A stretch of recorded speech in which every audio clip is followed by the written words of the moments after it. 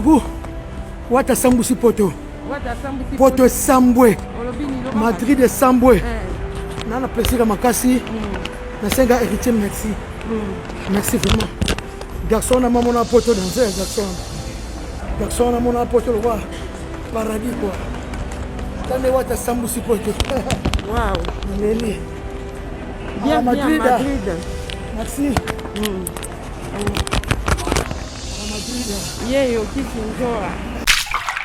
Il est là, donc il est arrivé avec quelques musiciens et Kissinjora aussi. Je confirme donc Tozan Aéroport, Watakomi, Azapenanjora, la délégation au Bimba Suite.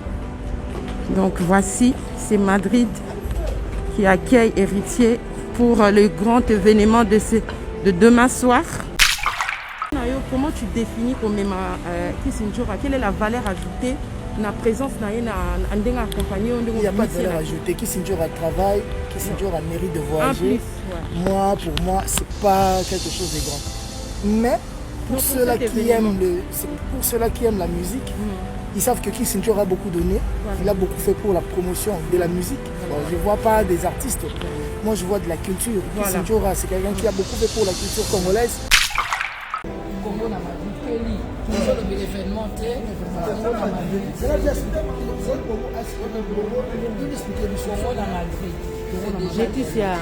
C'est déjà demain à 22h. C'est déjà demain à partir de 18h. La Congolais nous sortait bien. Non, que d'aéroport.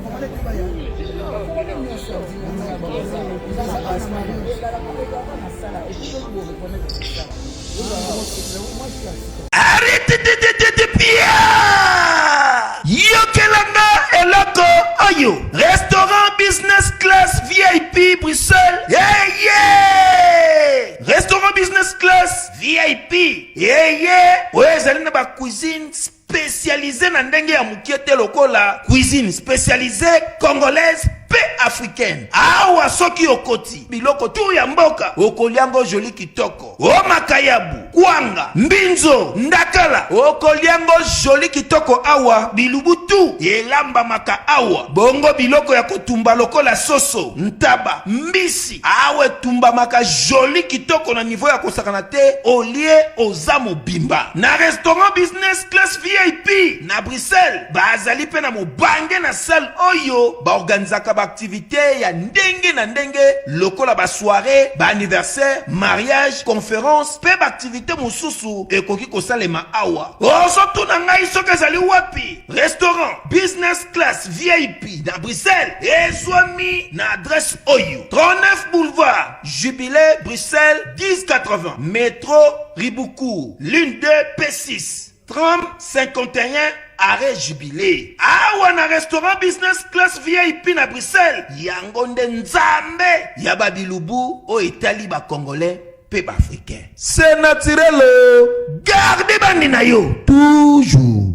Placide et Bio, le patron de business class.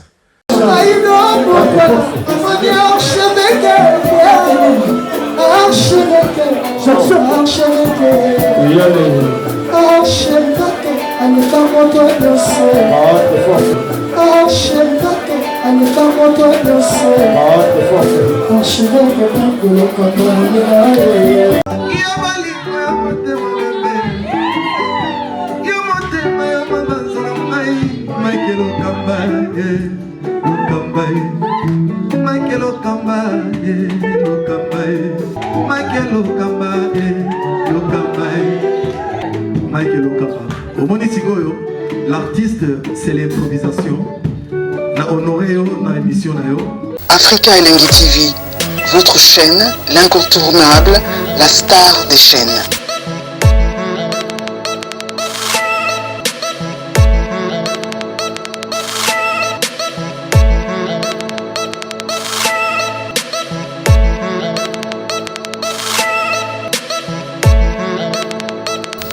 Africa Elengi TV, la magie de l'info.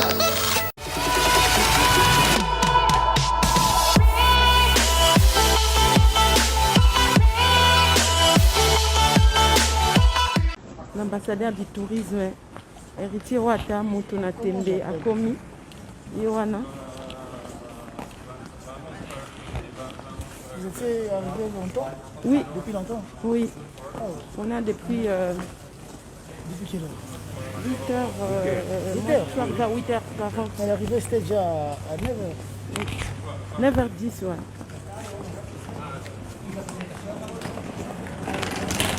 Oza moko. Quand est-ce que vous avez? Ah, ok. Ah, oza nde ba musicien. La mission, il y a après midi. Ah, ok. Non, outil Paris. Na, eh ben. La mission va outil Paris. Ok. Bonjour. Ah, merci. Ok. On sort ici. Il est là, donc il est arrivé avec quelques musiciens et Kissinjora aussi. Je confirme donc Tozan aéroport, Watakomi. Watakomi, Azapenanjora, la délégation au Bimba Suite. Donc voici, c'est Madrid qui accueille Héritier pour le grand événement de demain soir. Le grand événement. Yemei. Betty Mil Kalabasi à Congo, Baye Koyamba, Yende Yemei, Yeyo, leader. Balobi a commis. Eh, Boni. Bien, bienvenue à Madrid. Merci beaucoup. Wata Sambusi Poto. Wata Sambusi Poto Sambwe. Madrid et Sambwe. Eh. Nana plaisir à Makasi. Nasenga Héritier, merci. Merci vraiment. Garçon a mon poto dans un garçon. Garçon a mon poto le roi. Paradis quoi. Tande Wata Sambusi Poto. Waouh. Allez. Bienvenue à Madrid. Merci. À Madrid. Yeyo Kissinjora. Kissinjora na kati ya Madrid, Assassi Paris, Assassi Belgique. Sikoyo balobi que Paris quoi. Madrid pardon. Un ministre qui œuvre pour développer les secteurs touristiques de notre pays. Avant lui, il y avait des ministres du tourisme qui peut-être n'ont pas pu relever les défis. Aujourd'hui, le Congo est dans tous les grands événements du tourisme. J'étais ici déjà au mois, si je me trompe, au mois de novembre ou décembre pour la 24e organisation Assemblée générale. Et de l'Assemblée générale, ouais, je vois. J'étais ici pour ça, pour l'Assemblée générale du tourisme, dirigée par le secrétaire général du tourisme, où on était reçu par le roi aussi. Et après, aujourd'hui, c'est la foire internationale du tourisme qui s'est tenue le 19, si je ne me trompe pas. Et pour clôturer le 22, il y aura un concert avec le groupe, vu que moi je suis ambassadeur du tourisme. Donc voilà, Modero, c'est quelqu'un qui fait que le Congo soit visible dans des grands événements. Et cela poussera que, cela fera que les gens puissent découvrir le Congo, découvrir nos potentialités, venir voir aussi le Congo, venir voir le secteur touristique du Congo. Donc c'est un monsieur à féliciter. Et je suis très fier de lui. Comment tu définis comme Kissinjora? Quelle est la valeur ajoutée na présence na accompagné? Il n'y a pas de valeur ajoutée. Kissinjora travaille, Kissinjora mérite de voyager. Moi, pour moi, c'est pas quelque chose de grand. Mais pour ceux-là qui aiment la musique, ils savent que Kissinjora a beaucoup donné. Voilà. Il a beaucoup fait pour la promotion de la musique. Voilà. Bon, je ne vois pas des artistes. Moi, je vois de la culture. Voilà. Kissinjora, c'est quelqu'un qui a beaucoup fait pour la culture congolaise. Et pourquoi pas mériter une reconnaissance? Voilà, juste pour moi, c'est juste ça. Merci beaucoup. Okay. Ah, bah, fan, bah, oya, olobi ni pour la soirée à lobby. Ouais, bah, il bah, recéper là. Orchestre là-bas, mon bébé, va recéper là, tout. Bête pena, bah, nzembo, bah, lingara, tout. Ce sera un grand spectacle, bah, recéper là, vraiment, tout. Ça, là, que makambo ezala à la hauteur. Bah, la musique, na mon show, un album. Yango toyeli. Merci beaucoup. Merci beaucoup. de voyager, nous allons maintenant, en tout cas, comme la Madrid Sikoyo, comme la Madrid Sikoyo. Donc, merci tout d'abord pour la reconnaissance à Moussala. Nous respectons toujours les journalistes. En tant qu'un grand artiste, le qu'il faut voir une délégation, et belle délégation de Paris et de Bruxelles. Mais est-ce que vous confirmez que le groupe Mobimba est il y aura peut-être une ou deux personnes qui étaient. C'était indépendamment de la bonne volonté. Car la mission va toujours en retard. La mission va toujours en retard. On se plaint, on parle, on fait des réunions pour ça, mais voilà, il y a eu Olivier et, si je ne me trompe pas, c'était Mbungu et Shakira. Oh, bah, il y a qui retard dans l'ambassade et traitement de chien à Bango qui lenteur. Ceux qui ont visa, visa lundi. Mais événement, ambassade et événement samedi, concert samedi. C'est déplorable, je regrette. J'ai eu même à dire à Mishka, si Bango que ça vous servira maintenant des leçons. Que soit à 8h, ils à 8h, soit à 10h, ils à 10h. Donc, on va avoir une liste, on va dans l'ordre de mission. Et Maramoutou Salamaki, Kitoko, ministère du Tourisme, il y a culture et Signaki, il y a tourisme et Signaki, ministère des Affaires étrangères, et Komelaki, ambassade, et va faire sur la visa. Présence physique, il faut pas faire sur visa, il faut essayer la présence physique. Bango Kouto Vatikali Baza Batoyo, les 3 personnes, il y a déjà poto Bazonga, donc il y a facilité aux visa. N'a pas pour la première fois, j'ai visa. N'a pas membre, j'ai visa. Mais Bango retard, Bango, je ne sais pas c'était dû à quoi. Moi, je n'étais pas là à Kim. Donc, la vie sur une boule, les bêta Kim, mais tout ça, on dit pour la boule. Je suis retard. Donc, moi, la route tourne, nous, moi, je ne peux pas me limiter. Je peux freiner ma cambupo. 2-3 personnes qui retard, moi, j'avance. Et voilà. Mais Bazolanda, après, voilà. Mais c'est l'ambassadeur Richard Watana, qui est représenté Congo Mobimba, qui représenter l'artiste congolais Mobimba. Représenter Congo, représenter l'artiste congolais. Toye, nous avons ambassadeur à tourisme, il y a Congo. Donc ceux qui n'avaient quelque part, donc c'est le Congo qui est visible. Quand je serai sur le podium, CG, ministre, parce qu'il y aura des ministres de tourisme. Des ministres de tourisme, il y a un monde entier, il y a des pays qui sont allés. Je crois bien que nous avons plus de 165, environ 165 pays. 165 pays représentés. Bon, imagine, un artiste congolais, un ambassadeur congolais. Donc un ambassadeur congolais. Donc tu imagines qu'ils ont pour la fierté à Congo. Donc voilà. Merci beaucoup, Richard Watana. Représenter les artistes, c'est trop aussi.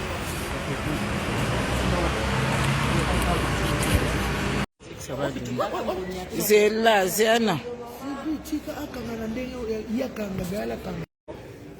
Oh, c'est comment? T'as la fait la bissa. On fait? Ils ont mis qu'à live. Il est déjà. Ok. Pardon, maman Sylvie. Viens, Zora. Zéla. On va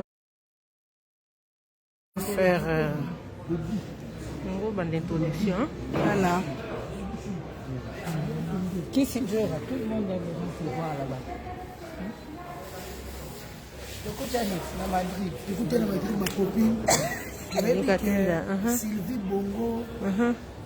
Aza ser moko touti musika na yebi journaliste na Kaga asali tourner ma chaîne à Kinshasa et puis jour on sala clip ya Jibi à Sante Touchi on a meilleur souvenir là donc oya ka musana tongo na moni na o ala kitoko ya bomona na musika tellement a kitoko mo pesa ko tena clip simba pona bazui kana simazu kenu bazui atali ka bo esalanga bien moko pandi makota Siko makota na mbrema seruana esali bino ndeni kokuta so so na poto bino vale na Madrid. Yazo bokela ka bambo akena. Oh. On comme doko to en c'est le clip. Kasi nete ekangi. Ndi ke monsieur nazana se makuta na mbaki. Kasi ke ndi poto bua. Ya osala. So c'est ce que je dis. Como si se osala o. Todo lando. Gaël Malida, ça la gamme, ça la lèvre. Maintenant, on va 20 ans, on va 22 ans,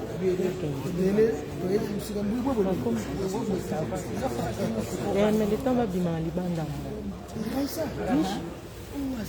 Ah, ben c'est bien comme ça. Oh, caméra, on met la déni, voilà. Bozana bakeli. Njora na yebaki bokokuta na kitoko mingi C'est Madame Sylvie Bongo. Moutamayele.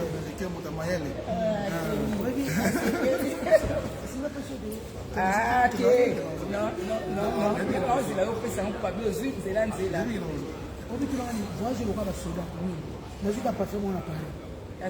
bela biloko wana olakisi na nini ndeni ozuka parfum moko bien njo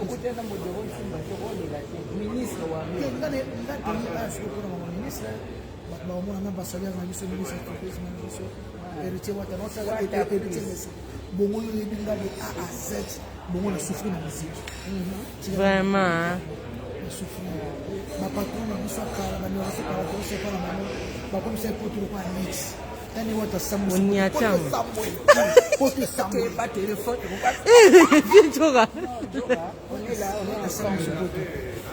Venjo a fo mona réellement faut tambola oto tiko na défaut o na mabele na nga madrid mabele na nga Gaël Malida e na mabele na to tiko na défaut Massimo Dutti Adolfo Dominguez abablo na biso HM ya biso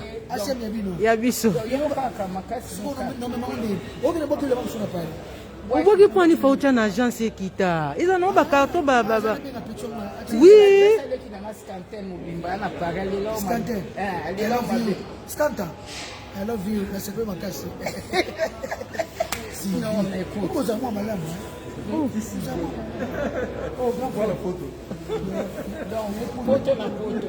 Ah, tu as un marion. Faut le l'événement. Ils ont lobby. Congo na Madrid. Kelly. Faut le l'événement. Congo na Madrid. Congo na Madrid. C'est déjà demain à 22h. Non, c'est déjà demain à partir de 18h. La Congolais, nous sommes déjà bien. Non, que d'aéroport. Moi,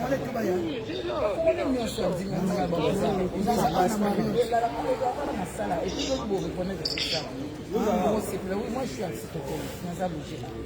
Comment la Madrid? Non, maintenant, il y a un site administré. Non. Paris Théâtre, qui nous a signé ensemble. Comment la Madrid? Comment la Madrid? Un nouveau numéro de Flash Info Magazine dans vos kiosques. Fifi Masuka Saini, plébiscité meilleur gouverneur de la RDC. Selon le sondage Écho d'opinion, Jean-Marie Kassamba, le précurseur du nouveau narratif, en vendant une bonne image de la RDC grâce à sa chaîne Télé 50, honorée par un trophée de la cage du mouvement citoyen. La ministre Adel Kayenda présente la 4e revue du portefeuille à lire dans le corps de votre magazine d'information. Recensement et identification de la population de la RDC, Richard Ilunga déploie 6 soldats sur terrain pour accroître le rendement de l'office de route. L'opération de mise en retraite est une nécessité, une information à croquer sans modération, à inscrire dans le chapitre d'innovation, Perfect Télévision, une télévision de haute définition qui gagne le cœur de Congolais. À lire également dans le corps de votre magazine, édito de Jean-Marie Bassa, ses chouchous de la presse congolaise, parle de la désinformation comme un danger pour la nation. Dans le corps, l'éditeur principal écrit « Ceux qui fabriquent dans l'ombre de fausses informations visent à faire dérailler le processus démocratique qui pourtant évolue sans heurte dans un pays dont l'histoire est marquée par de soubresauts politiques aux conséquences que l'on connaît parfaitement. Le commandant Michel Ochoudi, injustement vilipendé, le chaise du salon d'honneur en voie d'être rénové totalement à l'aéroport international d'Ondjili. Tous derrière nos FRDC. La campagne Bendele Koyate, lancée par le ministre de la Communication et Médias, porte-parole du gouvernement Patrick Mouyaya Katembwe, apporte ses fruits. Le nouveau directeur provincial intérimaire à la direction générale des douanes et assises des GDA de la province du Haut-Katanga s'imprègne de la situation générale. 24 pages d'informations générales, 24 pages de connaissances et promotions, 24 pages qui fait de vous roi d'infos pour ne rien rater de l'actualité en temps réel. Restez connectés sur le www.flashinfo.com. passeport congolais au côté. Au Congo, tu vas enregistrer. Mais avant, il faut mettre ton stand, la biso, tu as la moque, la stand de Kito qu'on a fait ma. Non, hein, elle doit. Tu sais, biloko nyonso, au monde, image, mboka la biso, richesse, mboka la biso, au faut ôter comme ça. Naifema. Kaka musika te na aéroport. Luka matongi. Non, c'est au monde, on a de toutes les façons. Ils ont dirait foire. Hein? Comme on a Madrid. À Paris, à Kinshasa, il fallait belle rencontre. L'artiste.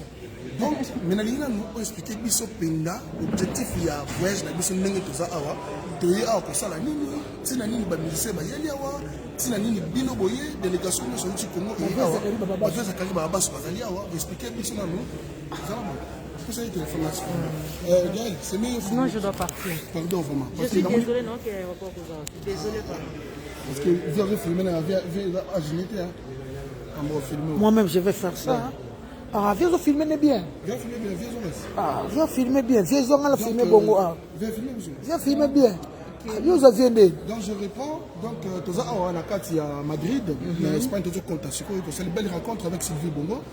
Mais bato batala biso un peu partout dans le monde, dans les mots expliquer biso na nous objectif na biso awa na mboka oyo bato batala biso pour mingi peut-être bazo comprendre que tina nini la délégation ti ba bande belé et faut me expliquer biso. Il faut nous a préciser que c'est en qualité de journaliste ou avant ensuite un ministre il y a tourisme qui n'a coupé sur l'information. Très bien. Je ne suis pas sa bouche autorisée. À un moment où on a dit Kabana et Jésus n'a pas checké. Au hasard parmi bateaux va participer à un événement pour bande et évidemment ministre et mon tourisme nous devons suivre à reçu la bine. Le problème est ali moko. Beaucoup ont dit pendant longtemps pour comment moi absent. Na biloko minene biloko visibilité. Alors on a mikola lelo tozolo ba faut ote kamboka na ndenga bien.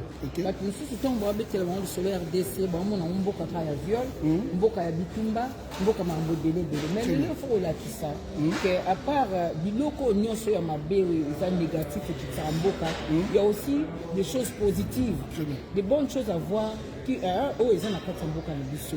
Loko la bazamba na biso lokola mibale na biso lokola baparke na biso lokola banyama na biso lokola basi na biso ya Congo. Nous avons presque les plus belles femmes d'Afrique ko bomba ngote tozapele na rumba na biso oyo ezali bongo reconnu na patrimoine mondial ya UNESCO. Donc c'est le comité. Donc le ministre du tourisme a une vision si. D'accord. Là, depuis la journalisme, ça fait 24 ans, le ministère du tourisme il a déjà fait ça, mais à l'objet c'est image. Très bien. D'où il y a eu depuis avant-hier, roi, Sa Majesté le roi, à Fongola qui salon international de tourisme et si ka ba payer belé ba être exposé et ça na place mo bazo bien pour na ifema aux occasions ya ko na futur aux occasions ko monango standard de ces pays ali parmi les restes il y a ba mboka mususu il y a ba Corée, il y a ba Tanzanie, il y a ba Mauritanie, il y a ba Algérie et ba mboka na ba stand na biso ba koteka pe biloko ya mboka na ba valeur stand na biso ezali ba société exposée notamment ICCN parce que biloko ya tourisme mondela linaka ki mona ba gorilla mona ba okapi amona biloko belé fond de promotion industrie que ya monde ezalaka wala mambo ngoni ngo sala usine moko ko transformer ta biloko ataka moi boulangerie FP ezana epesa ka bato moi crédit ko etombola na commerce na biso au mona Congo Airways baza représenté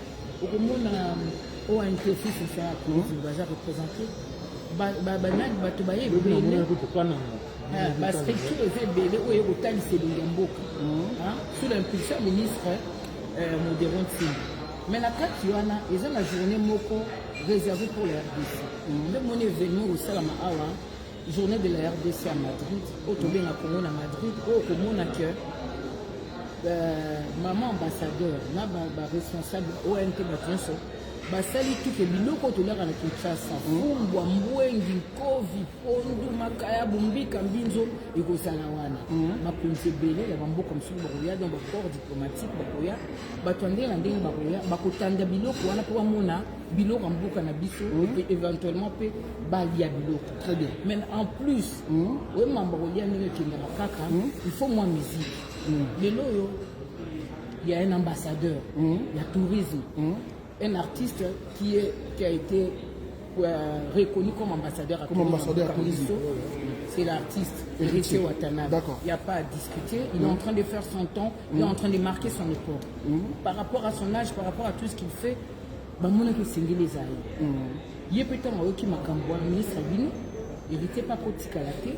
À part Mambarolia, il faut accompagner Rumba oyo matin à niveau mondial ndo moi na titre wana héritier eza penza concert na ye ko sala makambo ezali makambo ya komema un plus ce qui va être fait ici il y aura des fixe mama sole kozala d'autres oyo bazobenga ngo lokwa babitudi donc c'est-à-dire okutana couloir okutana ministre industrie Julien Paluku qui est aussi ici okutana bamama OMT okutana bandeko ya culture okutana eza baéchange kozala koyeba. Donc, nous sommes Sylvie Bongo. Je rappelle que vous allez journaliste à Monéné, ça fait 24 ans que vous exercez le métier. Tout à fait. Si vous donc, nous sommes pays Awa, et vous allez prendre valeur Yakongo. Valeur Yakongo. Rendre le Congo autrement, tout l'image Yakala. Il y a des gens qui vont organiser la Congo. Tout l'axe à Congo, tout l'axe à Congo, il y aura tout les amis. Les amis, Batouaz ont mis une image à concert. Mais c'est Héritier en tant qu'ambassadeur. Il y a tourisme dans le Canabiso. Quand on a télévision au moyen dans la parc à Virunga, à Kekosala, à Kebakli, quand on a testé le Mounier, dans la Garamba, quand on a testé le Mounier, à faire la promotion. Il y a ma femme, il y a tourisme, peu importe le lieu et l'endroit où le niveau que vous savez, en tant qu'ambassadeur, il y a tourisme. Et ça va au monde les femmes à titre bénévole. Et ça va se passer à reconnaître le moto, il y a pas ça qui est PCO, c'est un titre magnifique, mais au-delà de ça, au-delà du prestige, on est sans responsabilité. Mais bien, on va tout voir, qui s'injure, bien, on va besoin de héritier, on va battre là. Mike est pas sûr que l'ambassadeur à tourisme, l'artiste. Il y a une délégation, là, les musiciens et tout. Le 25 Avenir Zamoulaï, c'est même un est différent des zéros. Ils ont pas à l'Ibosso, il y a une balai qui a mis ça qui revient en tout cas. Vous êtes au bon séjour, pas beaucoup de tibissons. Vous êtes au Coutibino? C'est le plaisir. Ma communion sur le salle de la salle où la salle où. Tu relèves à Fumbo. Fumbo makaya bumbu bon limbondo limbondo même pour se payer alors tozobenga bakongolais nyonso baza intéressé eza bato mosusu baotelaki banatali kotika bautaki basusi lobi bato bazokita parce que tout le monde veut vivre cet événement oya okolakisa passeport nango na porte baidentifie yo na ambassade il y a même babus osa navette entre je crois aéroport na komema bato awa mambo kosila mpe na menu bao bakolinga kolala na banzinga nzinga balali baokozala bavole na bango na buto na kaka bus mpe donc événement eza lobi samedi samedi de 18h à minuit à Madrid na Marriott Madrid Auditorium. Très bien. Donc à grands hôtels, il y a Mboka. Voilà. Merci beaucoup Sylvie pour mon explication. Merci ma chérie. Il y a Tongo. Il y a Kala. Merci beaucoup Sylvie. Merci beaucoup Kissenjora. Merci beaucoup Anton Benga. Sylvie photo pardon. Photo.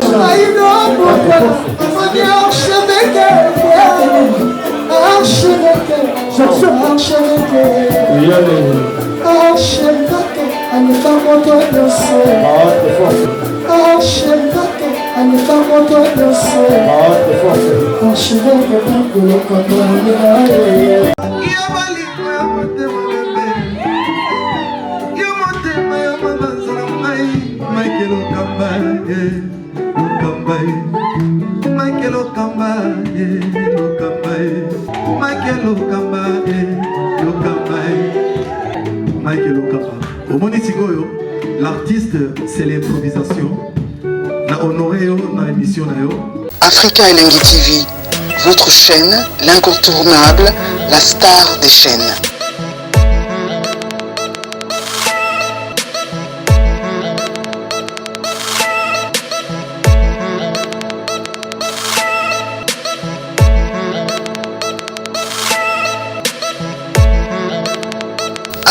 Africa Elengi TV, la magie de l'info.